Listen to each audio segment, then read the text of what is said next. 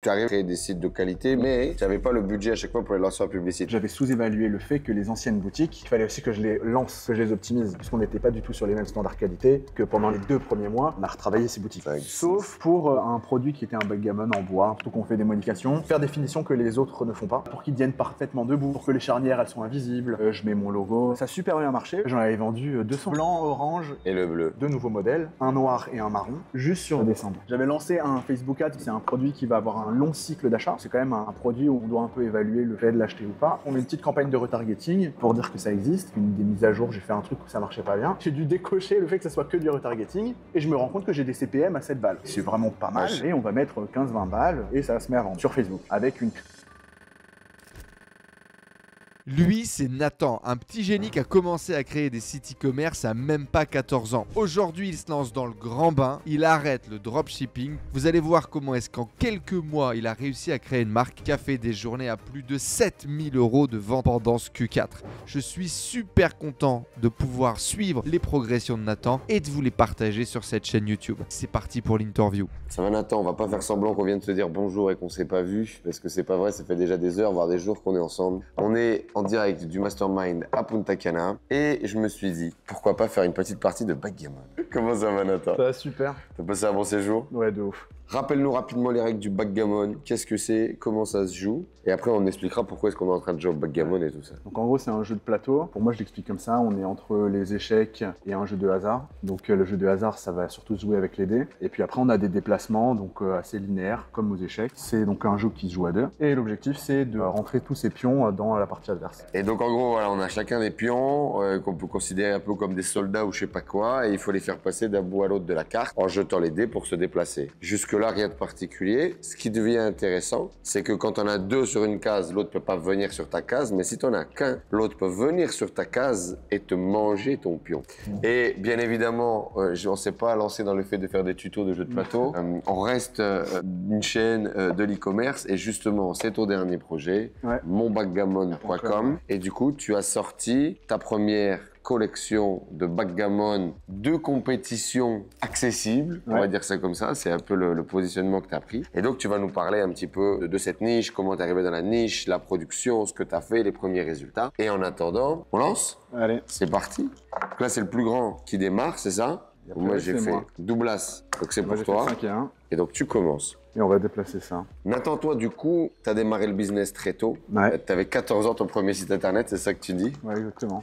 Pour ceux qui n'ont pas vu du coup le premier podcast, bon, on va les inviter à aller le voir, mais petite présentation rapide, qui es-tu, que fais-tu? Moi, je faisais de la création de sites depuis déjà maintenant un sacré bout de temps. Ouais, donc site, affiliation, blog, SEO, etc. J'ai commencé par du PrestaShop et du WordPress dans la foulée, donc il y a plus de 10 ans maintenant. C'est beau. Et maintenant, je fais de l'e-commerce, donc à temps plein, des boutiques SEO pendant longtemps, et maintenant SEO, SEA, donc moi je suis de la méthode Kraken. Et on va dire que ce produit-là est issu de cette méthode-là indirectement, étant donné qu'on n'est pas trop sur du développement de marque, mais que visiblement ça peut y mener. Ouais, Ce bien qui sûr. avait été un petit peu le cas aussi sur ma première activité où j'avais une marque de cosmétiques, où j'avais commencé le business en lançant un site SEO et en se positionnant sur un mot-clé en affiliation. Alors je me suis rendu compte que je vendais 100 produits via Amazon, que je gagnais, je sais plus, c'était des tout petits produits 50 centimes, et que je pouvais gagner 10 € de marge nette par produit. Donc, Si tu les vendais toi-même. Si je les vendais moi-même, et je faisais face aux difficultés logistiques, de stock. C'est une histoire qui est incroyable, qui va te mener aussi à ta première faillite. Ouais. Et à fermer ta première société. Si on doit faire un petit peu un saut dans le temps, cette année, il s'est passé un grand switch dans ton business, un grand changement de direction, d'accélération. C'est quoi le grand chiffre du coup? Qu'est-ce qui s'est passé cette année? Moi, j'étais quand même dans une phase, on va dire, de reconstruction, de transformation après la faillite de ma première boîte, qui m'a pris, on va dire, 1 an et demi. Ouais. Donc, de récupérer, de continuer ou d'amorcer des nouveaux business. Donc, un peu de recommencer avec des gros guillemets à zéro, en tout cas en termes de cash à zéro. Et donc, j'avais aussi lancé un SaaS, donc Optinicom. Et donc, le gros shift, là, c'est le gros retour sur que de l'e-commerce. Je suis un peu en train de liquider mes actifs pour pouvoir me focus et mettre beaucoup plus de budget sur une marque et sur des boutiques où on va plus loin, où on pousse plus en qualité. C'est ça le gros shift. Donc là, on est sur une transition où je vais passer de 8 boutiques à 2. C'est-à-dire 8 boutiques actives parce que des 8 boutiques qui existent, j'en ai une vingtaine. Mais celles qui tournent vraiment, qui font 2, 3, 4, 5, 6 000 euros, il y en a peu que je vais vendre. L'objectif, c'est juste après Q4. D'accord. Pour pouvoir réinjecter sur le développement de cette brand et sur la nouvelle boutique SEO SEA. Qui marche bien. Qui marche super bien, qui fait plus de chiffre d'affaires que toutes les autres boutiques réunies sur un plus gros marché. Qu'est-ce qui a changé du coup dans ton plan sur l'année? En début d'année, tu voulais en construire une boutique par mois, 2 boutiques par mois. Qu'est-ce que tu as appris? En termes de production, ça aurait pu le faire, mais en termes de cash et d'investissement, ça ne le faisait pas. Ok. J'ai tenu 4 mois et puis derrière, j'ai mis un stop en fin mars parce que j'avais structuré une équipe, donc tout à Madagascar. Ça bossait très très bien. Et donc aujourd'hui, je travaille encore avec eux, mais on a vraiment slow down et on diminue l'équipe, quoi. Tu t'arrivais du coup à créer des sites de qualité, mais tu n'avais pas le budget à chaque fois pour les lancer en publicité. C'est ça qui s'est passé? Ouais, c'était ça. Et puis, en fait, j'avais sous-évalué le fait que les anciennes boutiques, il fallait aussi que je les lance, que je les optimise, puisqu'on n'était pas du tout sur les mêmes standards qualité. Donc pendant les 2 premiers mois, on a retravaillé ces boutiques. Ok. C'était presque recommencer à zéro sur certains aspects. Ok. Un mois. 7. Qu'est-ce que je peux faire avec un 7? 1, 2, 3. Ça a l'air d'être pas mal. 1, 2, 3. Je te mange, je te mets au milieu. Et 1, 2, 3, 4. Ça a l'air très très bien. Ouais, donc du coup, tu as changé ton fusil d'épaule, on va dire. Tu t'es dit, je vais en faire moins, je vais faire mieux. Ouais, articulé sur la dernière boutique. Et qu'est-ce qui s'est passé du coup? Ah bah, les résultats sont pas du tout les mêmes. Je pense que le gros truc qui a changé, je vais juste bouger mon pion avant. Ouais. 6, c'est pas mal. Et puis 2. C'est pas mal aussi. Non, pas bah oui, non. Ouais, c'est pas non, possible, c'est ça, pas patron. Faut sortir de la prison d'abord. Et puis, c'est comme au Monopoly. Si t'es en prison, tu peux pas sortir. Des fois, on essaie de skipper la prison.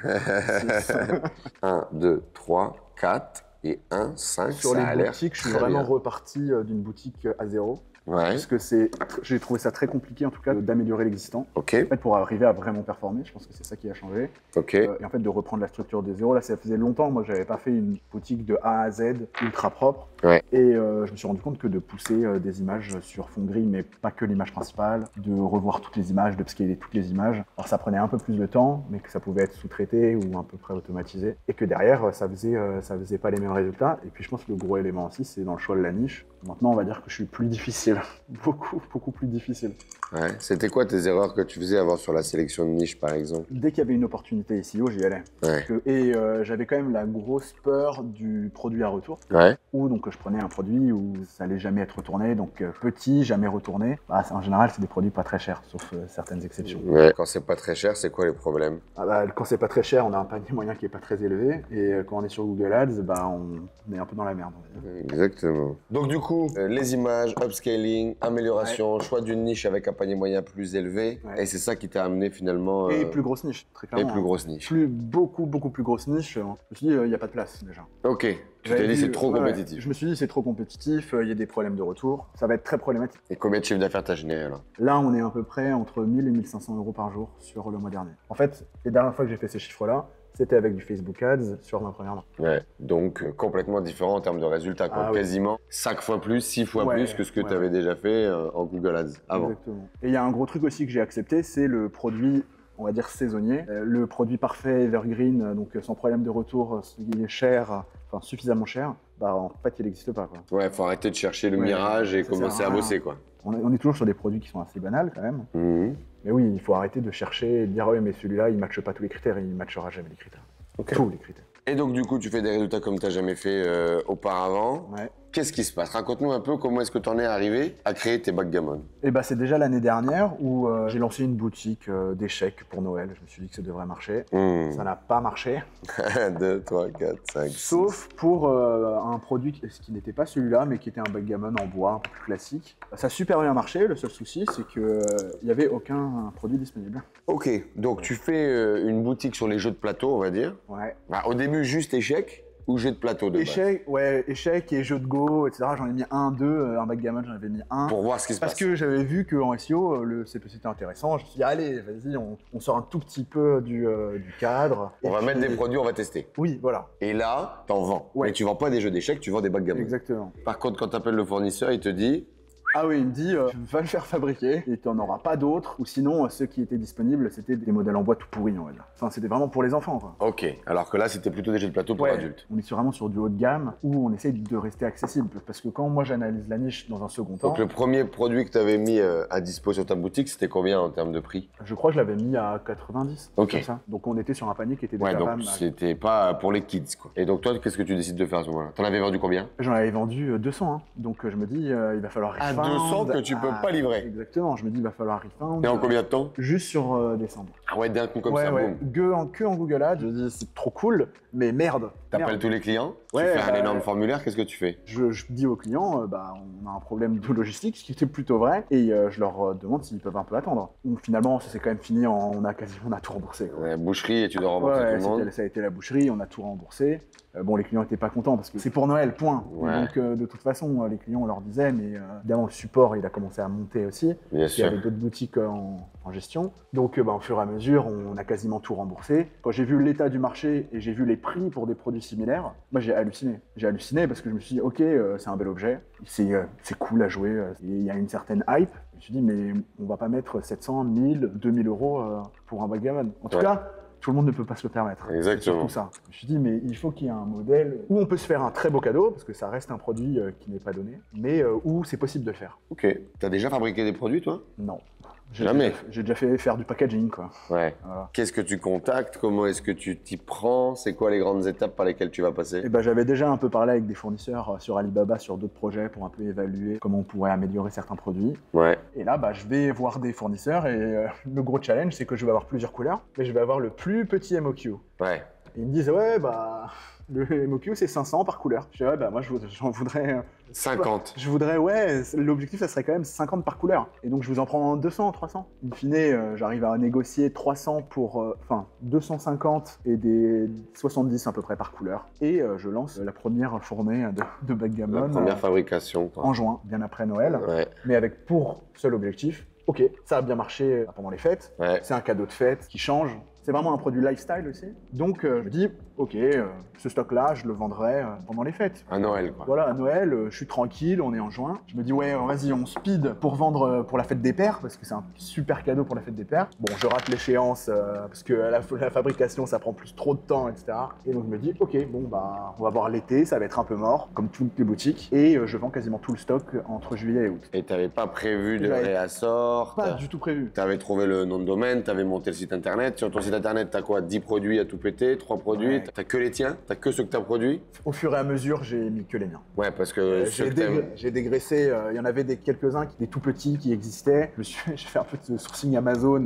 Il y avait une livraison rapide, mais les clients n'étaient pas satisfaits. Ok. Donc, je me suis dirigé vers des vrais modèles. Ok, t'as laissé tomber le dropshipping assez rapidement, quoi. Ouais, j'ai abandonné ça et puis je me suis dit, ok. Et surtout, ça dévalorise mes produits à côté. Donc, je me suis dit, ok, on va faire que ça. Il y a moins de choix. Et donc là, t'as deux produits sur ta boutique, tu 3 pousses du couleurs. Google Ads. Donc, blanc, orange et celui-là. Et le bleu, le Ouais, classique. Celui-là, c'est le C'est le- signature, c'est ça? C'est le best-seller. Ouais. Et du coup, à ce moment-là, tu as 3 produits, 3 références, tu fais que du Google Ads? Non, j'avais lancé un Facebook Ads parce que je m'étais dit, oui, c'est un produit qui va avoir un long cycle d'achat. Ouais. Parce que c'est quand même un produit où je pense qu'on doit un peu évaluer le fait de l'acheter ou pas. Ouais, parce que Pour un 200 balles anniversaire. plus, quoi. Exactement. Mhm. Donc je me suis dit, allez, on met une petite campagne de retargeting et à 5 balles, un classique, juste pour dire que ça existe. Et il me semble qu'il y a une erreur Facebook où justement avec une des mises à jour, j'ai fait un truc où ça marchait pas bien. J'ai dû décocher le fait que ça soit que du retargeting et je me rends compte que j'ai des CPM à 7 balles pendant l'été. Je me dis, ok, c'est vraiment pas Pas mal. cher. Franchement, et on va mettre 15-20 balles, pas grand chose, et ça se met à vendre sur Facebook avec une créa très classique. Statique.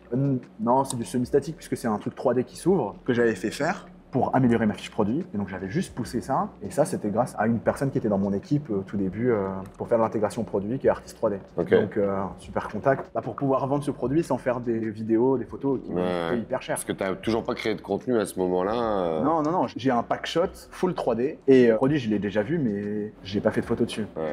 Donc tu vends qu'avec des trucs en 3D et tu Uniquement. pousses en pub avec des trucs en 3D. Exactement. Et ça marche. Et ça marche. Et donc là, tu en vends combien? Et 250 du coup? Je vends pas exactement tout le stock, mais je vends tous les bleus, ça c'est sûr, Et et quasiment tous les oranges. Pour le coup, j'anticipe, parce que sur ma première boîte, j'ai eu des gros problèmes de stock et de réassort. Surtout qu'on était pendant le Covid, donc c'était quand même Belle encore galère. une grosse galère. Quand il y a 6 mois de lockdown partiel, etc., et où la prod, il n'y en a plus. Là, je me suis dit, ok, on va anticiper. J'ai fait des projections sur combien il m'en fallait. C'était quoi le temps de fabrication, Ouais. le temps de shipping. Et puis je me suis dit, ok, bon, bah en fait, il faut que je commande demain. Et donc ça commençait, et donc j'étais en train de mesurer un peu mon risque sur si ça descend ou pas. J'ai lancé une commande directe, et puis... Combien de pièces? Pareil, 300, mais que des bleus.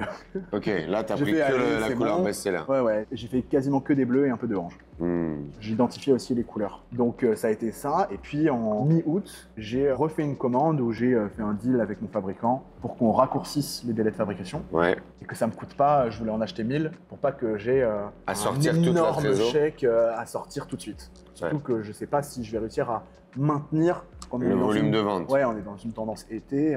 À l'été, c'est pas toute l'année, hein, Ouais. surtout en France. Et donc, à ce moment-là, Bah à ce moment-là, ça marche très bien jusqu'à la fin août. Et septembre, je vois que ça descend très fort. ok.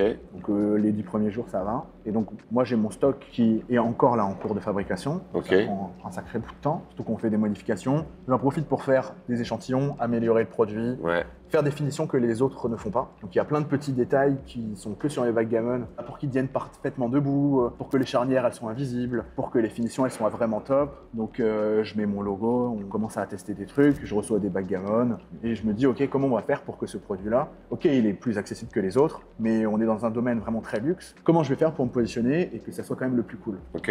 Donc je bosse sur ça et à côté quand même sur septembre-octobre, c'est beaucoup plus bas. Et donc je réagis assez vite en lançant 2 nouveaux modèles, un noir et un marron. Parce que en fait, il y avait un truc que j'avais pas capté, c'est que ouais, le bleu c'est super l'été, point en fait. D'accord. Et le orange aussi. Donc c'est des couleurs très vives.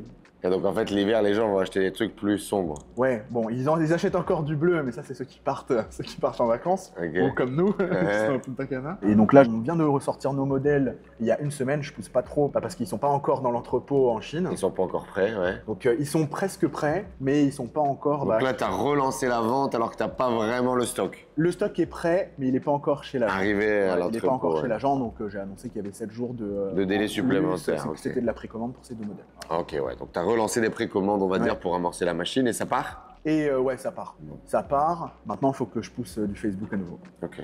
Donc là, on est parti pour avoir quoi, 1000 pièces en stock pour cette fin d'année. Exactement. Et C'est si ça, tout va bien, on fait nos 1000 pièces. En fait, ça va dépendre du dispatch entre les couleurs. Parce que si jamais les gens veulent plus du tout du bleu, vu que j'en ai 200-300 en stock, ça va me baisser effectivement. La dispo, mon quoi. Je pense que ça m'inquiète pas trop sur les bleus. L'objectif, c'est entre 600 et 800 pièces, si on est un peu raisonnable. C'est quoi les challenges là, du coup, quand tu bâtis justement une marque et non plus une boutique avec 800 produits que tu Ouais. pousses à Google Ads? Pour moi, c'est une redécouverte du marketing. Hein. Ouais. Finalement, c'est 2 métiers très différents. L'un, c'est un métier de technicien que j'aime beaucoup. Là, on est à 100% dans du marketing. On remet les pieds dans Meta Ads, donc Facebook Ads, et puis on essaie de réfléchir sur l'avatar.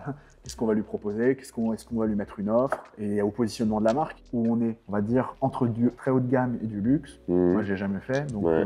je découvre un peu cet univers-là. On a bien bossé pendant cette semaine où j'ai plein d'éléments et j'ai un super lien avec Corentin aussi, où on va très probablement bosser ensemble. Bah, génial. Bah, félicitations. En tout cas, monbackgammon.com, les amis, vous pourrez aller voir. On va de notre côté finir cette partie parce que je pense que là, je suis en position de gagner. Donc, je vais pas lâcher l'affaire. Et puis, félicitations encore à toi, Nathan. Vous pourrez suivre bien évidemment le projet. On mettra le lien dans la description. T'as un truc à ajouter pour conclure? Merci pour l'invitation, merci pour cette semaine. Hein. Donc, Plaisir. sans toi, on n'est pas là, hein, clairement. Tu fais toujours rencontrer des gens de fou, donc c'est trop cool. Et puis, beaucoup de business ensemble. De toute façon, moi, on suit tes aventures. Hein. 100 millions, on y va. On fait partie de l'équipe gagnante. Merci, Nathan, Ouais. d'être toujours présent avec nous. Et puis, rendez-vous du coup, Mastermind e-commerce 2025. On va lancer un projet sur toute l'année avec un groupe d'hyper e-commerçants. Je sais même pas comment est-ce qu'on pourrait appeler ça. Si vous voulez faire partie de l'aventure, on vous mettra un lien quelque part. Et je vous dis à très vite. Ciao tout le monde.